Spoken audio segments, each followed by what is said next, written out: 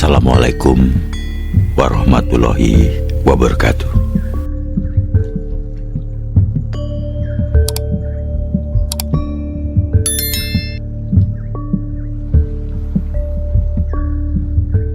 Pertemuan manunggal dengan Allah.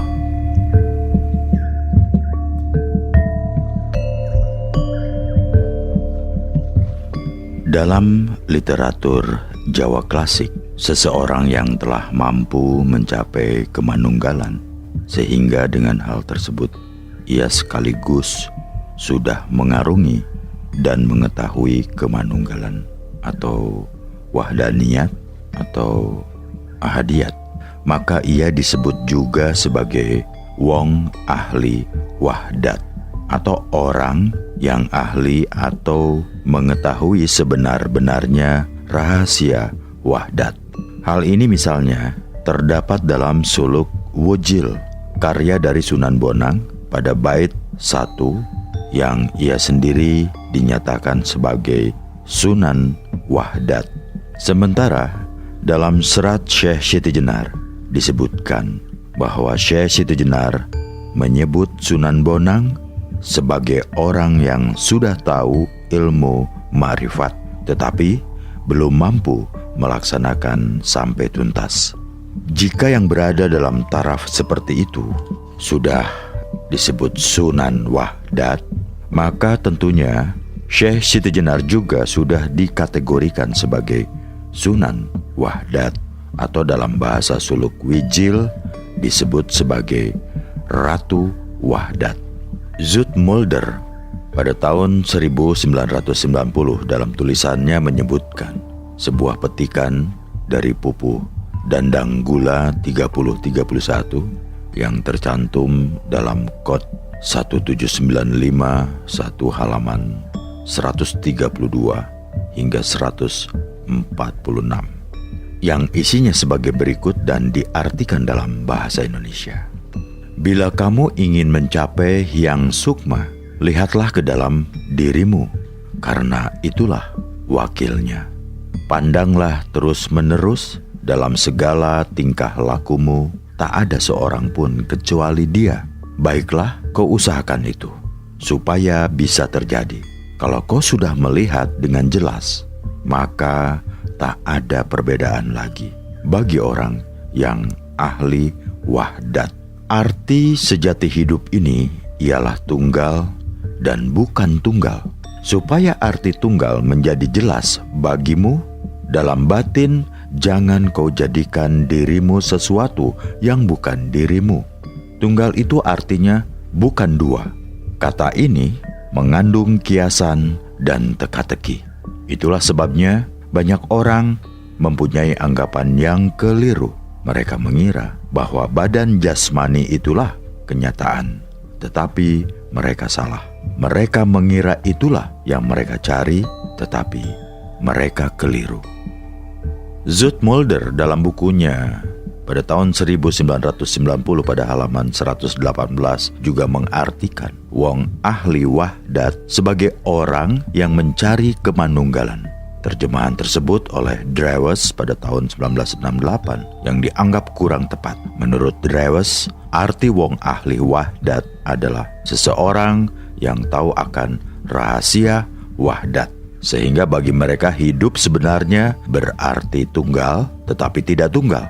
Tunggal tan tunggal jatining urip.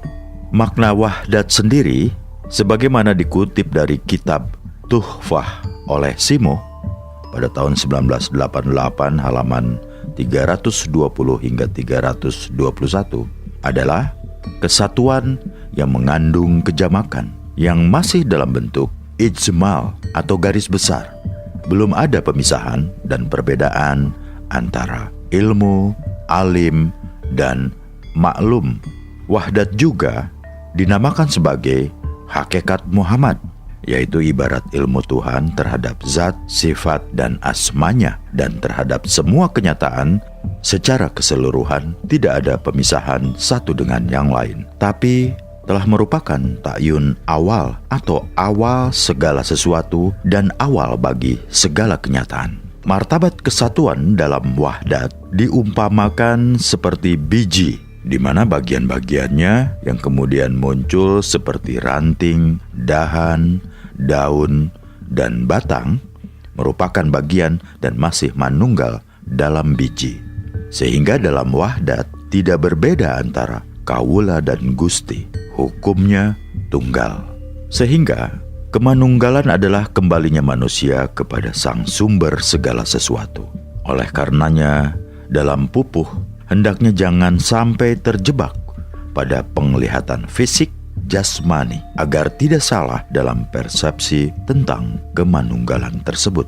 Dengan kata lain, pupuh tersebut sebenarnya sejak awal sudah memberikan peringatan kepada mereka yang dewasa ini menganggap sesat ajaran kemanunggalan karena kesalahan dalam perspektif. Dengan demikian diketahui bahwa pusat dari wong ahli wahdat yang di Jawa dimiliki oleh Sunan Bonang, Sunan Kalijaga, dan Syekh Siti Jenar beserta sebagian besar para wali tanah Jawa generasi awal adalah pengalaman akan kesatuan kawula dan Gusti seperti konsep seratuhfah bersekar macapat yang juga mempertahankan konsep loro-loroning atunggal. Manusia bukan Tuhan, tetapi tidak berbeda dengan Tuhan. Ketunggalan tersebut memang menurut bahasa Nabi Muhammad SAW bukan langsung mengarah pada wahdat, akan tetapi dengan menggunakan perumpamaan dan istilah yang lebih dalam sebagai pertemuan setelah pengalaman kematian dari dunia. Diceritakan oleh Hajjaj, diceritakan oleh Hammam, diceritakan oleh Qatadah, dari Anas, dari Ubadah bin As-Samit, dan Rasulullah Shallallahu Alaihi Wasallam yang bersabda, barang siapa yang senang bertemu dengan Allah, maka Allah senang bertemu dengannya. Dan barang siapa yang benci bertemu dengan Allah, maka Allah benci bertemu dengannya. Aisyah atau sebagian istri beliau berkata, sesungguhnya kami benci pada kematian. Beliau bersabda, bukan begitu. Akan tetapi seorang mukmin apabila didatangi kematian, maka diberi kabar gembira tentang keridhaan Allah dan kemuliaannya. Tidak ada sesuatu yang lebih disenangi olehnya dari apa yang ada di depannya tentang berita gembira. Maka dia senang bertemu dengan Allah dan Allah senang bertemu dengannya. Dan sesungguhnya orang kafir apabila didatangi kematian, maka diberi kabar duka tentang azab Allah dan siksaannya. Tidak ada sesuatu yang lebih dibenci olehnya dari apa yang ada di depannya tentang berita buruk. Maka dia benci bertemu dengan Allah dan Allah benci bertemu dengannya. Hadis tersebut tercantum dalam Sahih Al-Bukhari. Pengertian senang bertemu dengan Allah menurut Al-Qotabi adalah seorang hamba Allah telah mengutamakan urusan akhirat dibandingkan dengan urusan duniawi. Dia kurang senang hidup terlalu lama di dunia, dan selamanya penantiannya itu dia selalu mempersiapkan bekal untuk dibawa mati dengan banyak melakukan amal perbuatan baik di bidang ibadah mahdah maupun ibadah sosial sebagai bentuk pengabdian dirinya kepada Allah Subhanahu wa Ta'ala dalam mencari keridhoannya. Sedangkan urusan akhirat terbesar adalah ru'yah dan liqa, melihat langsung dengan mengalami pertemuan dengan Allah. Menurut para ulama pada umumnya, makna bertemu ada dua interpretasi yang berlandaskan pada Al-Quran. Di antaranya pertama, seseorang bertemu langsung, bertatapan dengan Allah Subhanahu wa Ta'ala, atau dibangkitkan kembali sebagaimana firman-Nya, sungguh telah rugilah orang-orang yang mendustai pertemuan mereka dengan Allah. Quran Surat Al-An'am. Kedua, seseorang meninggal dunia sebagaimana firman-Nya, barang siapa yang mengharap pertemuan dengan Allah, maka sesungguhnya waktu yang dijanjikan Allah itu pasti datang. Quran Surat Al-Ankabut. Sementara menurut para ulama sufi, makna bertemu meliputi yang pertama, melihat langsung kepada Allah di akhiratnya. Yang kedua, tersingkap atau kasif hijab dunia dan jasmani sehingga secara rohani menyaksikan musyahadah dengan Allah langsung. Dan yang ketiga, pengalaman rohani dalam bentuk kemanunggalan dengan berbagai ragam istilah seperti fana, bako, hulul, dan tauhid al-wujud. Menurut Ibnu Al-Atsir, pengertian bertemu adalah seseorang cenderung kepada urusan akhirat dan mencari keridhoannya di sisi Allah. Bukan berarti mati, karena masalah ini memang dibenci oleh siapapun.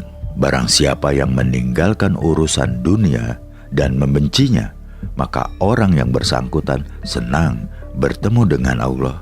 Dan barang siapa yang mengutamakan urusan dunia dan lebih condong kepadanya, maka dia benci bertemu dengan Allah. Sedangkan pengertian Allah senang bertemu dengan hambanya adalah bahwa Allah Subhanahu wa Ta'ala membimbing hambanya untuk selalu melakukan amal kebaikan serta memberikan karunia dan rahmatnya kepadanya. Jika pengertian ini dibawa pada konsepsi bertemu menurut para ulama sufi, maka sebenarnya pengalaman kemanunggalan sebagaimana dialami Syekh Siti Jenar bukanlah sesuatu yang aneh dalam Islam dan tentu bukan sesuatu yang sesat. Karena itu, kalimat senang bertemu adalah bukan sebuah syarat tetapi merupakan perintah. Karena syarat bukan sebagai sebab akibat untuk mendapatkan sebuah balasan, seperti kalimat barang siapa yang senang bertemu Allah. Ini sebuah perintah, bukan syarat, maka balasannya adalah Allah senang bertemu dengannya. Pengertian inilah yang dipersepsikan oleh Syekh Siti Jenar dalam pengalaman kemanunggalannya. Tentu saja maksud hadis yang menjelaskan bertemu Allah bukan seperti yang diduga Aisyah. Bertemu dengan Allah itu bukan berarti kematian. Sebagaimana hadis dalam riwayat lain, kematian bukan bertemu dengan Allah, tetapi kematian itu sebagai wasilah untuk bertemu dengan Allah. Karena tidak akan bisa bertemu dengan Allah kecuali orang yang sudah mati. Dan menurut Hasan bin Al-Aswad, bahwa kematian sebagai jembatan penghubung antara orang yang mencintai dan zat yang dicintai, yang maha hidup dan mengetahui. Hal ini sejalan dengan teori kehidupan dan kematian Syekh Siti Jenar, bahwa dengan gerbang kematian, maka keabadian kehidupan sejati akan diperoleh. Akan tetapi, karena pengalaman akhirat adalah buah dari pengalaman dunia, maka kemanunggalan itu pun tentu sudah dialami pula sejak dari dunia, walaupun dengan kadar yang berbeda-beda. Seorang mukmin, sebagaimana umum diketahui, menjelang ajal tiba, ditampakkan terlebih dahulu kepadanya tentang karunia dan rahmat Allah Subhanahu wa Ta'ala yang akan diterimanya. Maka orang yang bersangkutan sangat senang terhadap apa yang akan diperoleh setelah kematiannya, dan secara otomatis dia senang sekali bertemu dengan Allah, maka Allah juga senang bertemu dengannya. Dan dia menjemput kematiannya dengan hati yang lapang dan bahagia serta penuh senyuman. Sebaliknya, orang kafir yang menjelang ajal tiba ditampakkan terlebih dahulu tentang siksaan Allah Subhanahu wa Ta'ala yang akan dibebankan kepadanya. Maka orang bersangkutan sangat takut dan gelisah menghadapi detik-detik rohnya dicabut, dan secara otomatis dia benci bertemu dengan Allah, maka Allah juga benci bertemu dengannya. Hal ini diperkuat oleh hadis tentang kematian. Misalnya dalam Sahih Al-Bukhari, Kitab Junais 90, juga Sahih Muslim, Kitab Jannah 80. Kelompok pertama oleh Syekh Siti Jenar digolongkan kepada mereka yang sudah mengalami kemanunggalan, sehingga sudah mengetahui derajat dan tempatnya di sisi Allah. Dan itulah bentuk pemberitahuan Allah akan nikmat dan anugerah teragungnya.